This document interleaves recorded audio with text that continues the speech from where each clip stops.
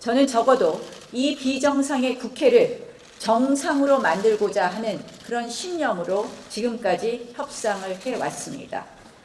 날치기 패스트트랙 철회와 사과를 줄기차게 요구했고 핵심 조건이었던 사과 요구나 철회 요구에 대한 이견도 최대한 양보하려고 했고 어느 정도 해소되었다고 저는 생각합니다.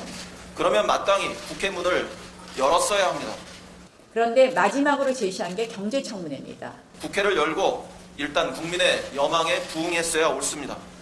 여기에 다시 경제청문회가 전제될 이유는 전혀 없습니다. 사리에 맞지 않는 무리한 요구이기도 하지만 협상의 예법을 벗어난 무례한 요구입니다.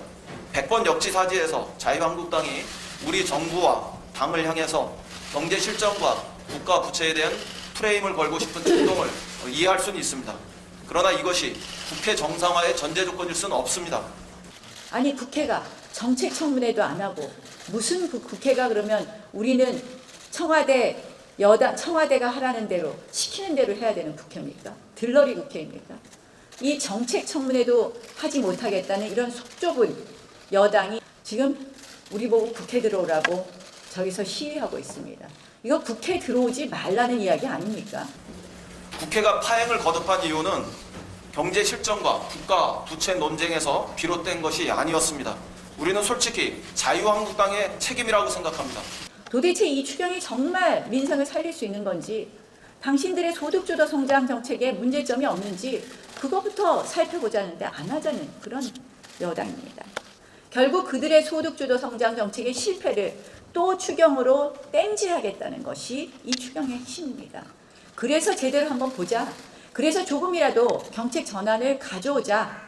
이런 것을 주장하는데 이것도 우리한테 못 받겠다고 합니다. 결국 본인들이 경제 잘못은 사실은 알면서 인정하지 않는 그거라고 생각합니다. 우리가 협상에 나섰던 이유는 시급한 민생과 경기 침체에 선제적으로 대응하려는 추경 처리를 위해서였습니다. 자유한국당의 주의 주장이 다 옳아서가 절대 아니었습니다. 경제 실정, 국가 부채 논쟁을 하고 싶으면 국회를 정상화해서 해당 상임위에서 대정부 질문에서 그리고 예결위에서 자유한국당이 하고 싶은 질의를 하면 됩니다. 그러라고 운영위도 있고 대정부 질문도 있고 예결위도 있는 것입니다. 해당 위원회로 사람들이 부족하면 사보임을 해서라도 보강하면 될 일입니다. 상임위별로 논의가 분산되면 종합적인 토론이 어려우니 모두 모여서 A부터 Z까지 조합 검진 한번 해보자는 것이 저의 경제청문회 제안입니다. 365일 국회 문을 열고 민생과 경기 침체에 대한 대응 전략을 몰두해도 모자랄 판에 정쟁의 판을 구조적으로 보장하라는 자유한국당의 요구를 우리는 수용할 수 없습니다. 이 청문회라는 말이 좀 부담스러우면 형식에 얽매이지 말자라는 제안도 해봅니다.